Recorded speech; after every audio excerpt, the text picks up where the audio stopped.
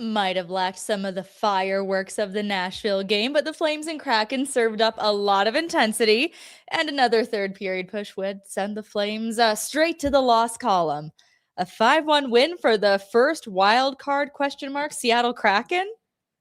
Calgary, third last in the Western Conference, but somehow just a meager 3 points out of a tie for a wild card playoff spot. Naturally. Cami and Michael and Afterburner, our first show together of 2026, a presentation of Bet365, where it's never ordinary. Download the app and use code NATION to get in on the action, and hit us with the super chats while you're at it to support Youth Centers of Calgary. Reality is a lot of kids in our community face daunting challenges in their lives, economic, social, academically, mental health. Without a leg up, they can face even greater challenges of adults. NYCC gives them that leg up, a safe place to hang out, welcoming home-like place, stability, good food, help with homework, and healthy connections. So hit it up in the super chat to have your questions and opinions heard and help these kids reach their full potential. So, Mike, first time Calgary has been held to a single goal since the December 23rd Battle of Alberta to forget. They were 9-2 at home going back to November 22nd. They now dropped 2 in a row with that last-minute shocker versus Nashville. And now tonight, which saw another slim lead, but a lead nonetheless slip away. So where did it all go wrong tonight for the 18-20-4 Flames? It was another game where their stars weren't very good. And we've seen it a lot in recent weeks where the Flames have in weird fashion been buoyed by almost their bottom six, their fourth line in a lot of occasions. I mean, their top 3 guys tonight in terms of generating expected goals individually were Adam Klapka, Yegor Sharangovich, and Ryan Lomberg. Nowhere to be seen the likes of Frost and Coronado and Kadri and Huberdeau. Definitely not Huberdeau. And so, yeah, it was a game in which the Flames were somehow outgunned by a Kraken team that entered this game last in the league in goals for. They got a lot of shots. There were certain guys on the team who I thought were threatening intermittently. I mentioned a couple of them earlier. But in the end, that Huberdeau penalty shot kind of just summed it all up. It was rough. You know what? If there's anything we have learned from the World Juniors, you got to deke on these goalies, especially these European goalies. You're not beating them with a shot. No way. That was bad. That was real bad. It would have been really funny if Grubauer tripped him.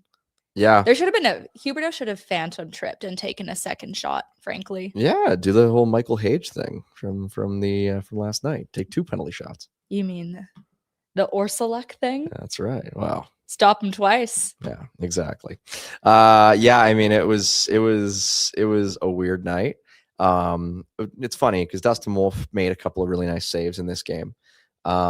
It's funny to me that we are now coming in after a game where the Kraken goaltender Philip Grubauer stopped 41 of 42, and you have Wolf who stopped 23 of 27. It's a funny dichotomy and not what I would have expected coming in, but that's just how it goes sometimes. But it did also feel like a night for the goaltenders. Yes. Very much so. The high danger chances were actually fairly evenly matched throughout this thing. I think it was 18-15 in favor of Calgary the last time I checked, but Dustin Wolf's not the reason. No. The Flames lost tonight. I think this loss and the loss to Nashville prior to a 5-game road trip where the Flames have been awful this year on the road. They only 6 wins on the road all season. I think this will be very informative and very instructive about where the Flames go from here. So fun. So let's figure out how we got here. It actually started off really with a pretty incredible Wolf save that led to Mackenzie Weegar, who had some really bright moments tonight, springing.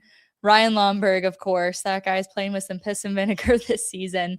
A long shot on. I think he is a fun player. I think he is maybe a little bit inconsistent, but when he's on, he can be really good.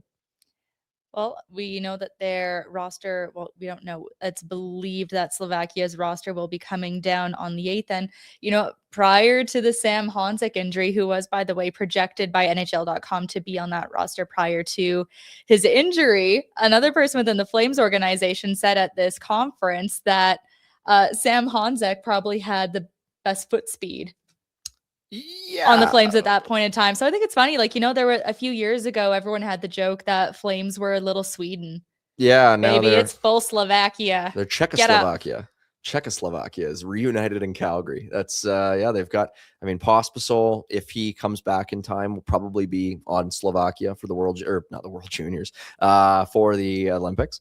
Klapka, I am sure, will probably be there. Honzik, as you say, probably would have been there.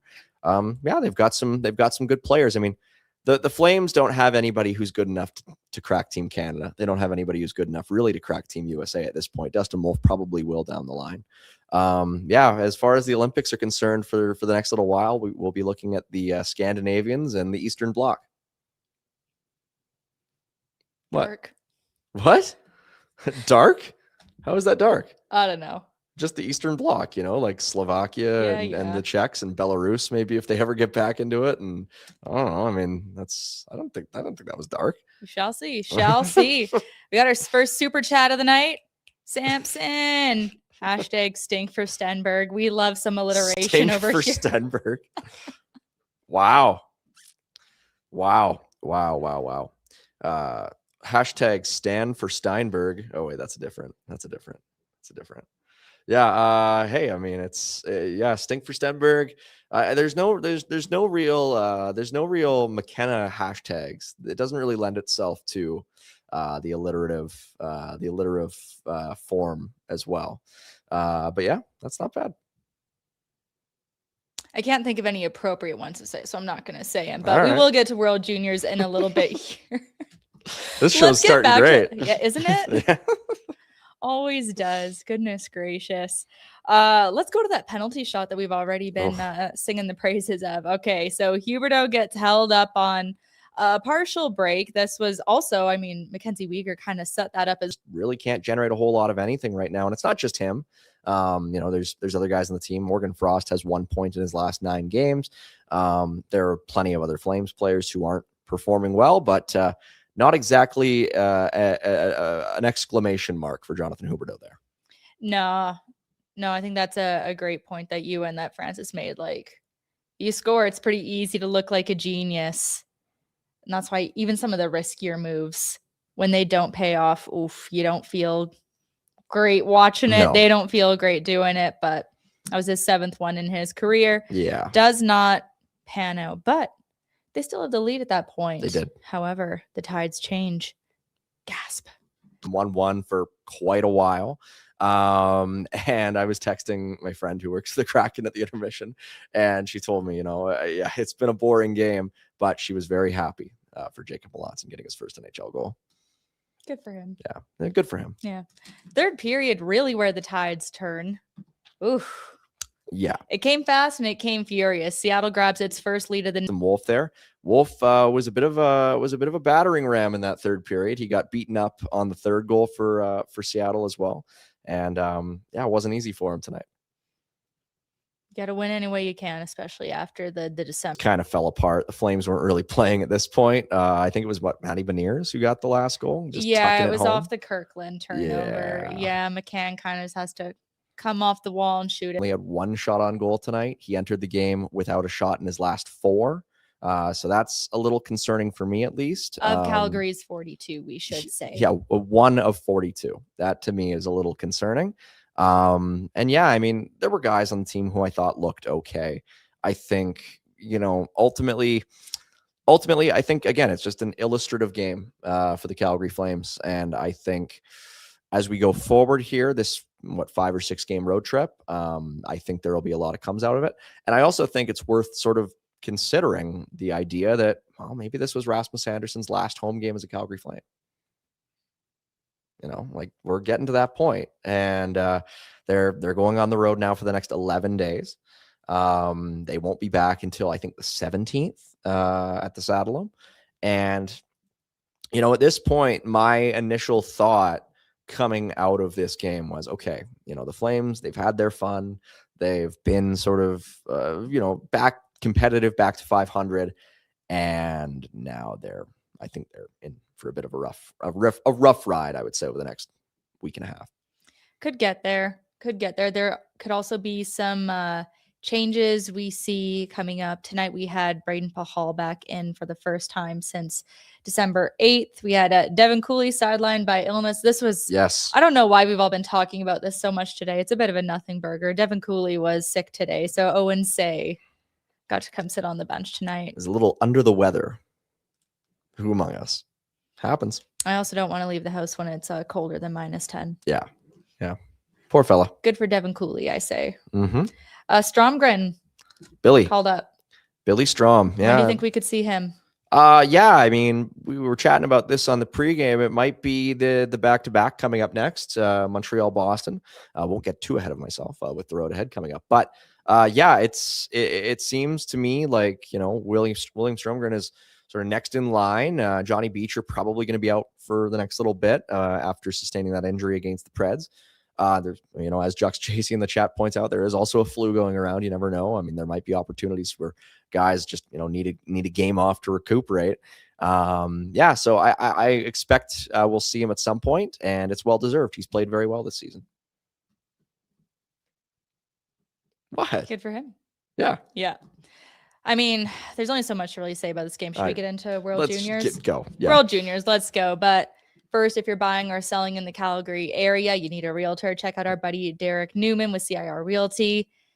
Derek will do pretty much all the work for you. His email is dnewman@cirrealty.ca. You can call 403-619-6661 or visit dereknewmangroup.com. He'll get back to you pretty quickly. Like, the customer service comes before everything when you work with him. And it's like kind of a family affair too. Wife does all the staging. Yeah. They'll make your place look absolutely fantastic. Get all the pictures done. They'll get the cleaners in for you. It's impressive stuff. Critical. So yeah, if you're interested in buying, selling, if you've been in the game for a while or new to it especially, and you're in the greater Calgary area, give Derek a shout. 403-619-6661. Let Derek put his network to work for you.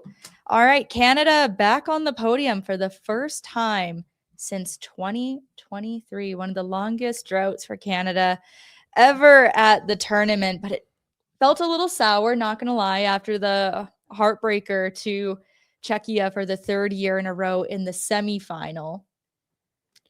Yeah, it was tough. But I don't know, there was so much discourse around, we'll get to Zayne, but Gavin McKenna as well. Mm-hmm. A 4-point game to close it out to you. Did that alleviate any of the criticism that he garnered at the tournament? I think anybody who criticizes Gavin McKenna at this point is not really going to be deterred or whatever by a 4-point game in what they will probably call a meaningless game. Even though I don't think playing for bronze medal is meaningless at all. But Finland's not an easy out. Exactly. And I contest that. But I think the critics of Gavin McKenna are just going to sort of point to that and say, well, it doesn't matter. He didn't come through in the semis. But I think there is a certain amount of consideration that needs to be had for the notion that, Connor Bedard kind of reshaped the idea of what a 17, 18-year-old can do in this tournament.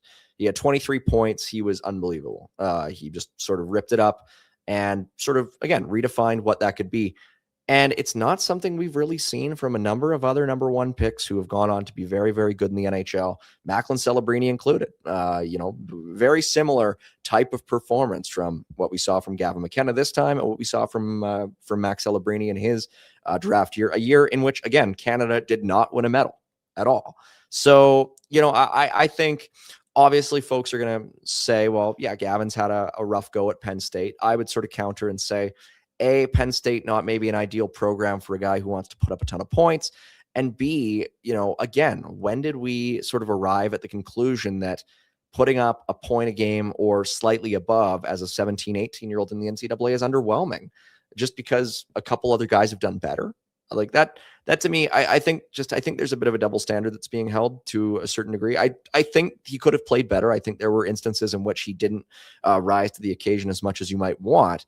But I also think that we're maybe going a little overboard where we're saying, yeah, he shouldn't even be a first round pick. A real comment that I saw today from like legit people. It's just, to me, it's nuts. The nice lengths reminder that people don't need to say or type everything that pops into their head. But like, kind of the things for me is, one, I know that Gavin McKenna has had some crazy highlight reel goals. There's like two in particular that I think I always go back to when he was still with Medicine Hat in the playoffs against Prince Albert.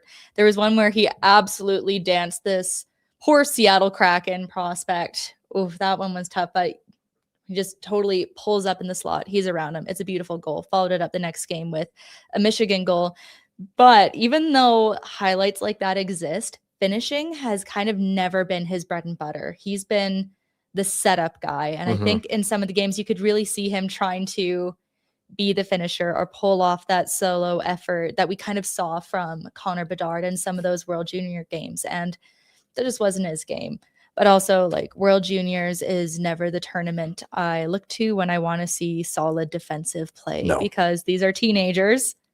And I will die on this hill. I think unless you are generational, the guy, someone like Matthew Schaefer, where they're talking about you making the Olympic team as an 18-year-old, I don't think that players should be rushed into playing the NHL as teenagers. Yeah, and I think the other aspect of it that gentle maniac Metanoian points out in the chat is, it sort of talks about Keaton Verhoff, who was not really used by Team Canada much at all. And this is a guy who, people throughout the season have sort of been saying, oh, well, that's a challenger for Gavin McKenna at number one. Ivar Stenberg had a great tournament with Team Sweden, did not score as much as Gavin McKenna did, but I mean, granted, he won gold. He played in the gold medal game. He had points in the gold medal game.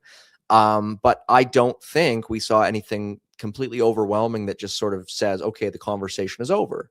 And so I think, you have to grade on a certain curve.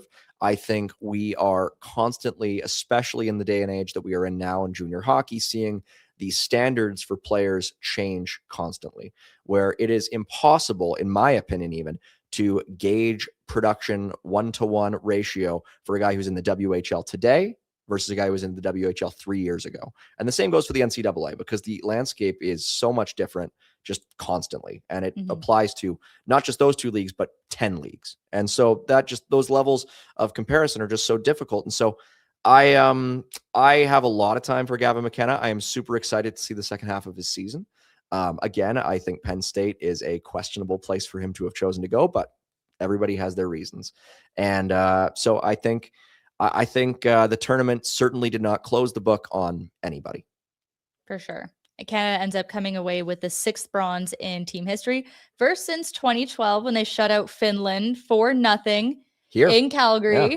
That Team Canada featured Jonathan Huberdeau. Oh, man. Jamie Alexiak and Jaden Schwartz. There we go. Topical. There we go. I hope they get another tournament in Calgary again when the new arena opens. You know where I really want to see the tournament go? Let's see. Saskatoon. Oh, sure. Yeah, I mean, it's been so long. That's exactly the kind of place where it would thrive. And it thrived in Halifax, and it would probably do the same in Sask. Halifax has one of the best barns to watch probably junior hockey in the Canada. Top all-time World Juniors in the last 10 years.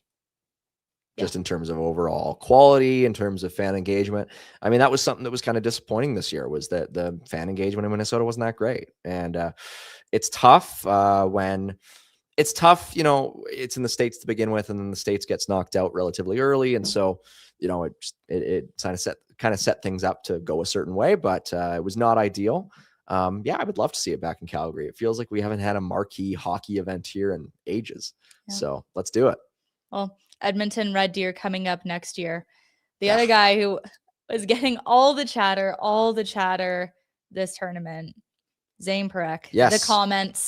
The comments heard around the world.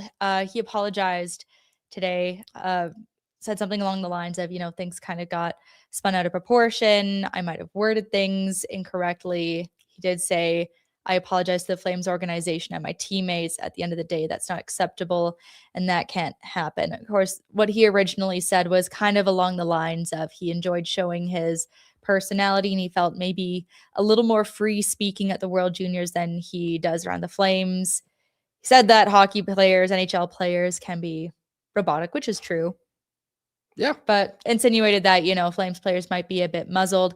Flames didn't love that. We heard it from Pat Steinberg. We heard it from Eric Francis. And Francis said during the second intermission tonight that Zayne apologized to the team, and Mackenzie Weegar actually reached out to him to talk to him about it.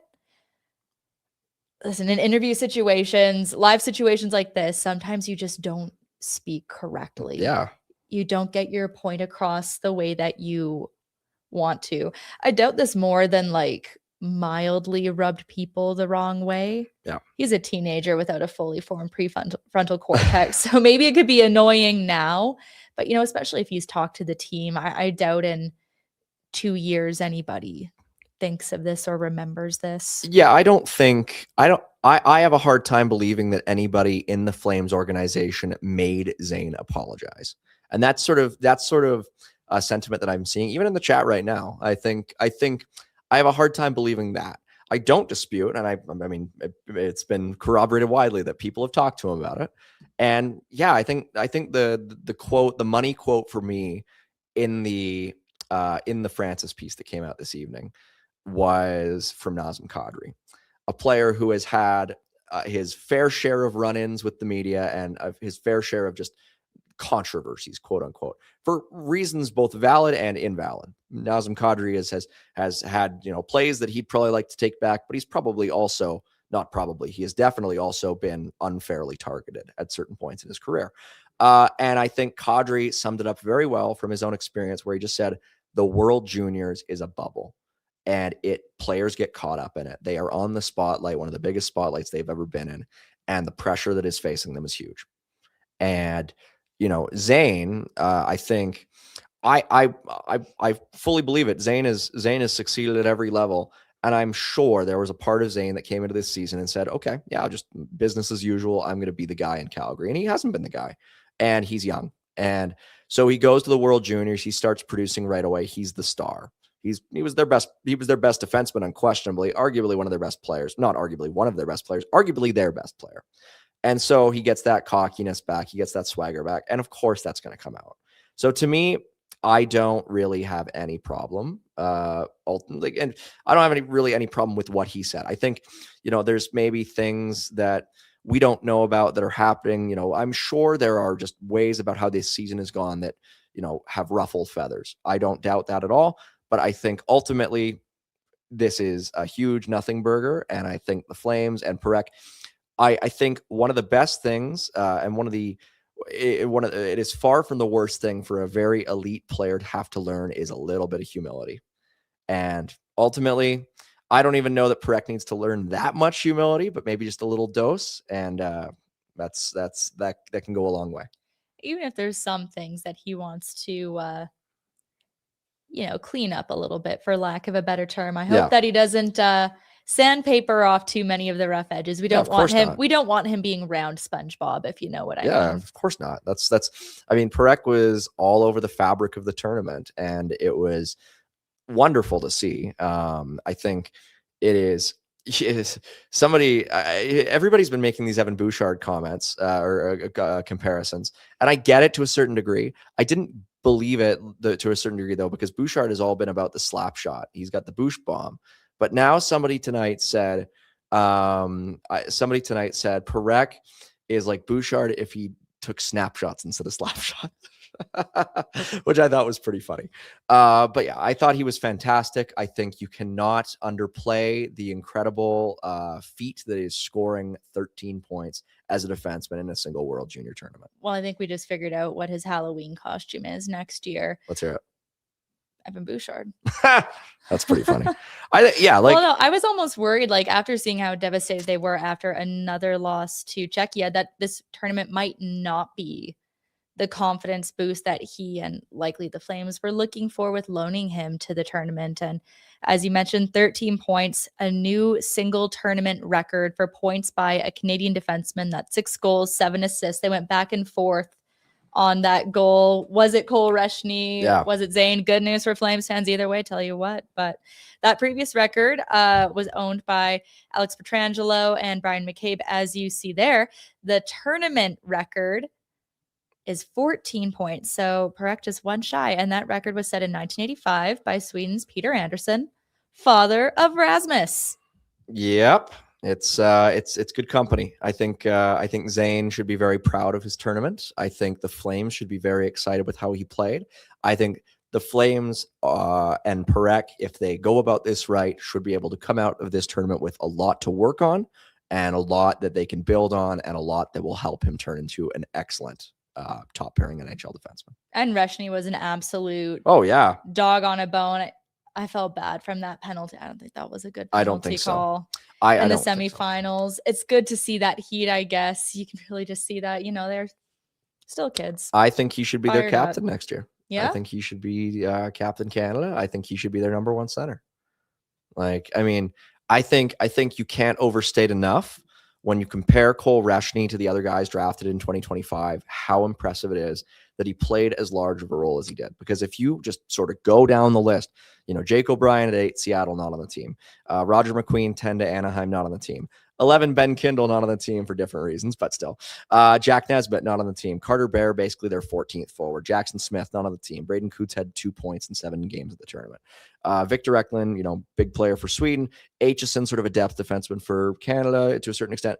Reschny was a focal point for Canada. He was very, very good. And then the guys who were drafted after him, sort of the same sort of story. So I think if you compare Reschny to the other players sort of in that vicinity in the first round, the Flames should be more excited about what he did compared to what other teams will be feeling about what their guys did.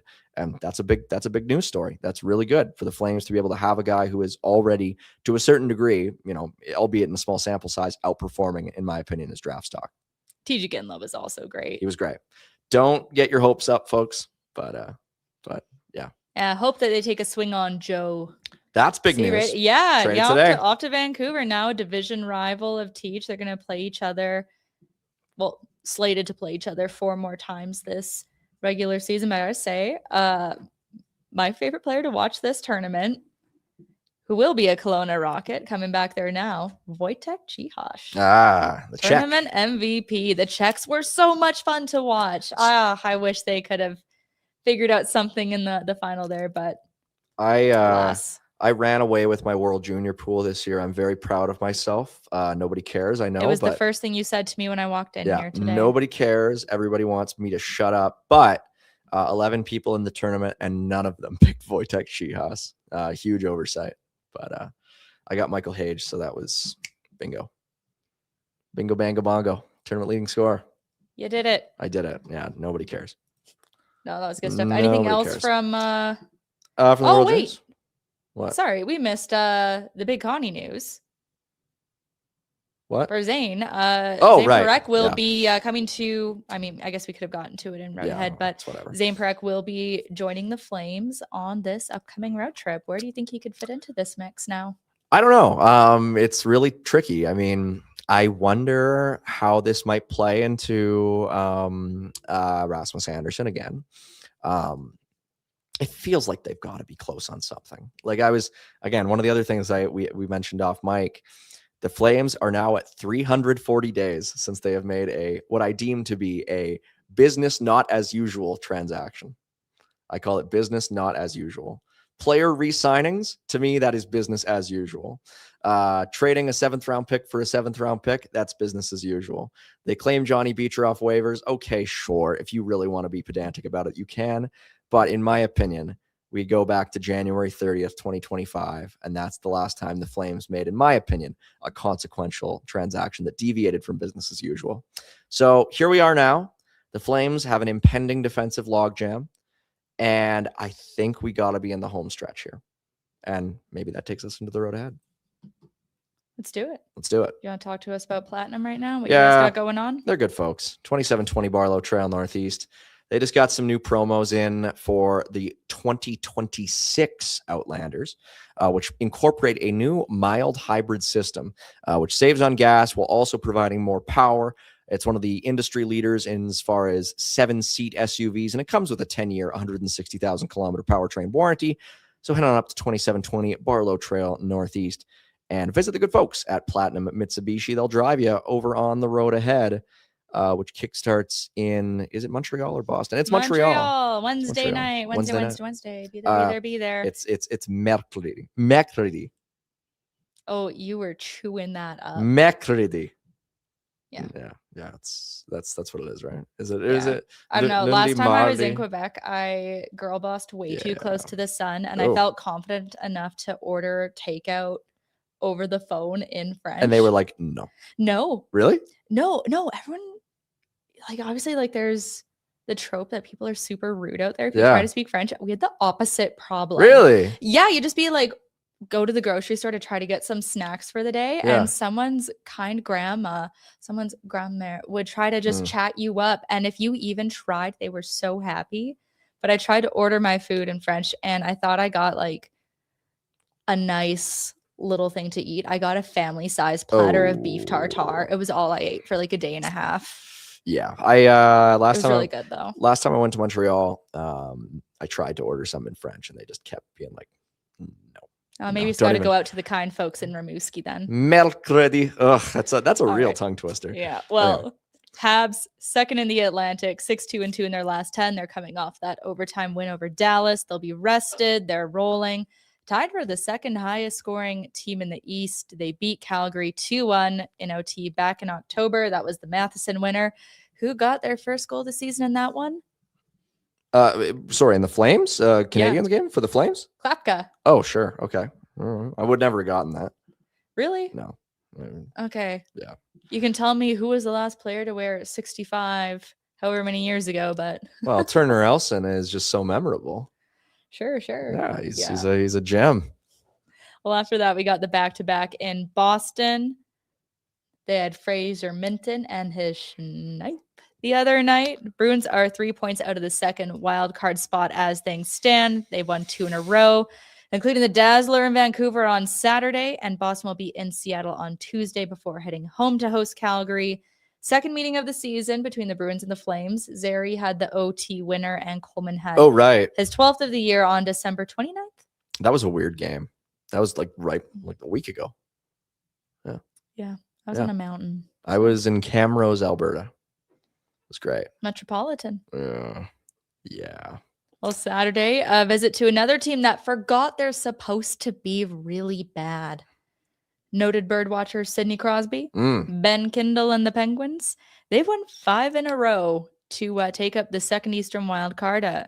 Kindle had 2 assists in their 5-4 OT win over Columbus on Sunday. Speaking of, they'll have 2 days off, and then next Tuesday in Columbus. I mean, the Blue Jackets dead last in the East with 41 points. Still better than the Flames. Yes, sir. Let a 3-goal lead evaporate against Pittsburgh and then wrap things up on Thursday against Chicago. Do we see revenge Bedard from here on out? Revenge. Oh, as far as like when he gets healthy, like, playing with the little chip on his shoulder because he's not on the Olympic team. Yeah, maybe a little bit. I don't know. I think the Hawks are going to be a tough team to play on down the stretch. I think they're going to be real bad. But it's entirely possible. I am more curious about Sam Bennett if he's able to get on the Olympic team somehow, and Michael Backlund with the Gabriel Landeskog news that's coming down, which sucks. Him being injured. I wonder if Backlund gets the nod. But yeah, it's no good. Very bad. Don't like it. Bedard's very talented. He's sort of shed the underachiever label, which I always thought was sort of misappropriated. But it's been a very good season for him. Heck yeah. And since they're on the road, a great place to go watch those games. Oh, of course. Of course, the Unicorn. Of course, the Unicorn. Which one do you go to though? Fourth. Yeah. Yeah, it's near where I live. Okay. Don't at me. It was too bad because I wanted to go for the World Juniors, but I was out of town. I was in Camrose all week, and doing hockey stuff, and the worst.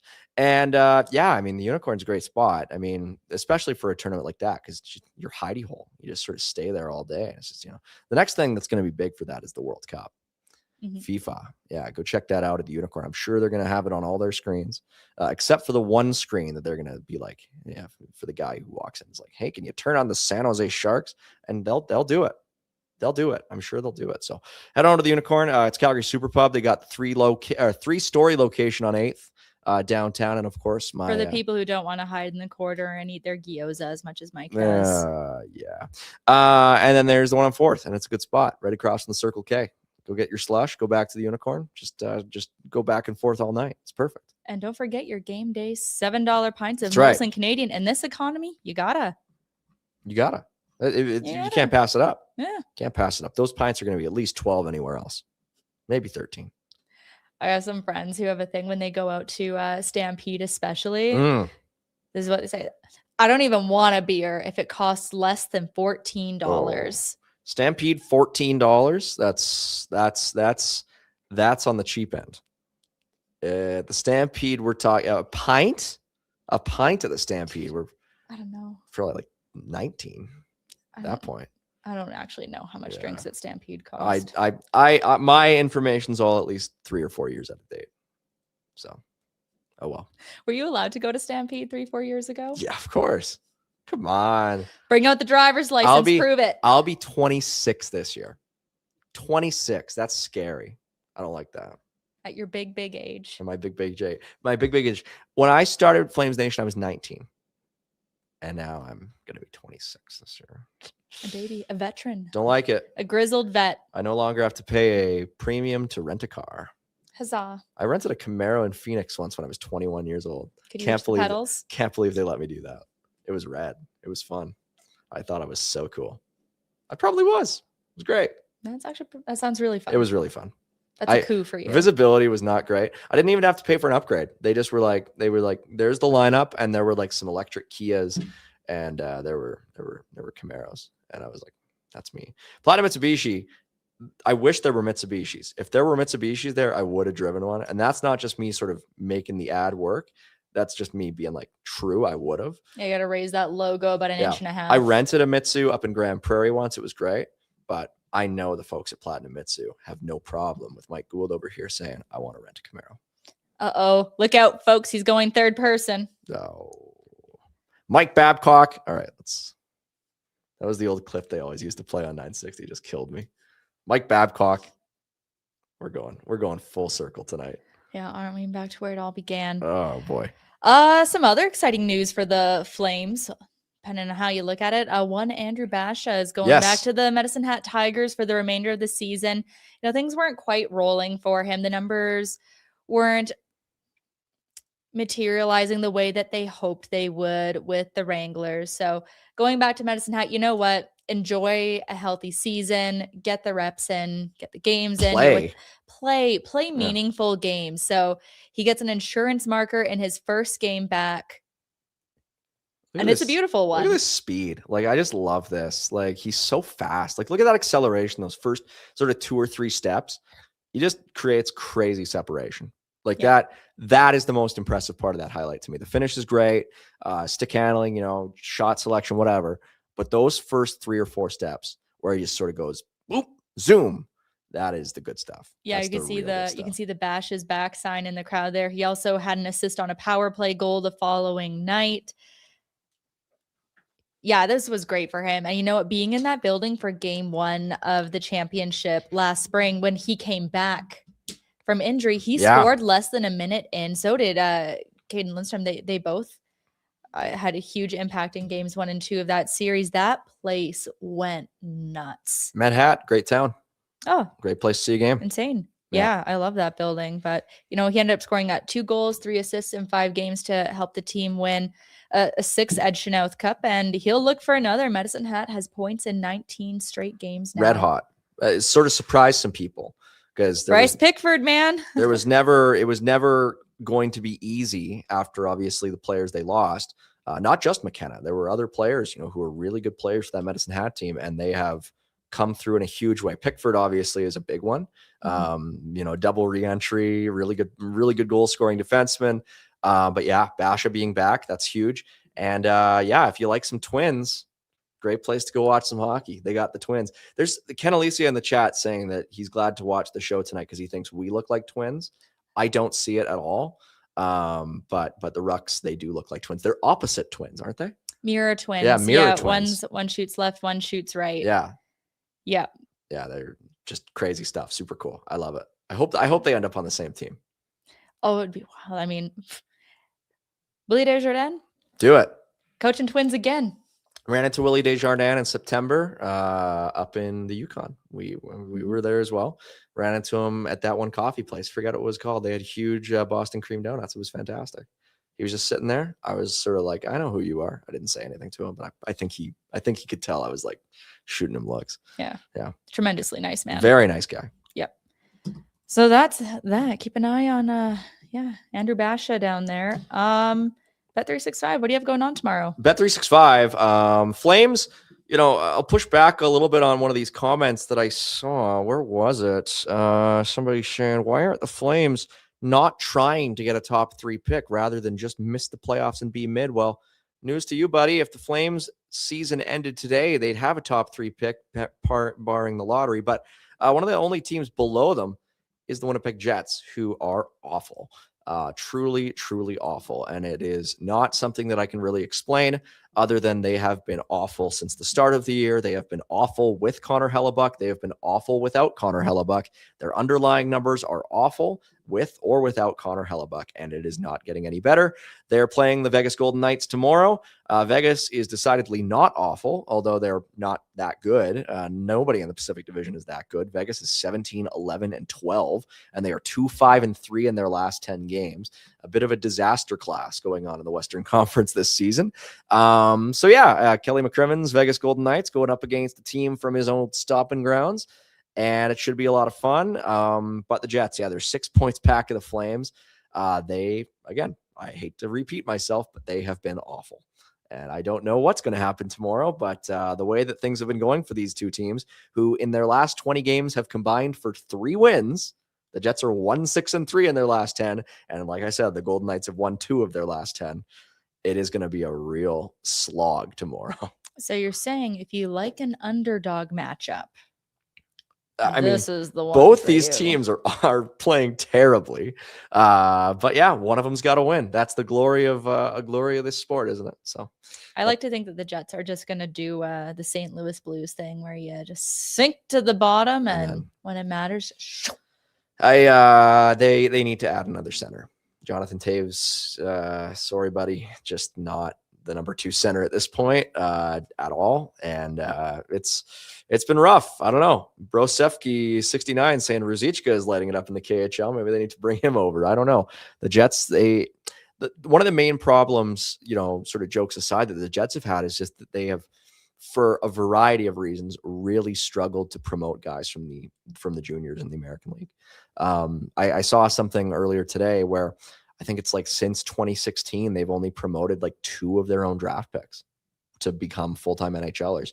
I think Cole Perfetti's one of them. I can't remember who the other guy is, but they have not been able to draft NHL players. They've drafted guys who look like good prospects. They've had some rotten luck. They had Chaz Lucius, who had to retire. Oh, yeah, that was sad. But also just they don't promote guys. Brad Lambert, Ville Heinola. There's a number of guys who've just sort of lingered in the AHL with them forever. And just haven't been able to get those looks at the next level. So like even when Milic came up and got his debut, he played great until I think it was the 3rd period. It was Carolina, right? And then he just got hung out to dry. Yeah. So the Manitoba Moose are kind of like at this point, sort of a graveyard of prospects who just, for whatever reason, either haven't been able to make the jump or haven't been given the opportunity to make the jump. And so, when folks talk about the Flames, there is a team out there in Winnipeg that, does a lot of things that people sort of, say poo-poo on the Flames for.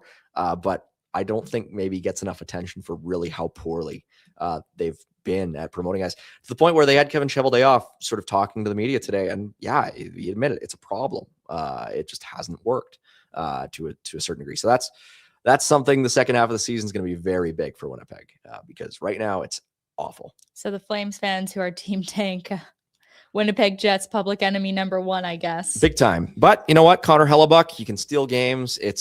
There are so many good pieces there. And, losing Nikolai Ehlers is really hard. They have not replaced him sufficiently. But maybe it just comes together. I don't know. So that's the glory of this game. We don't know. Well, we said we were going to keep it to crisp 45. We're 46. Just about to hit 47 here. Anything else you want to get to before we call it a night? I do want to give another shout out to Cullen Potter, just very briefly before we go off. I talked about him on Warmies. I'm going to talk about him again because he deserves it. Earlier in the season, I was an avowed Cullen Potter skeptic to a certain degree. I just wasn't sure how he would translate.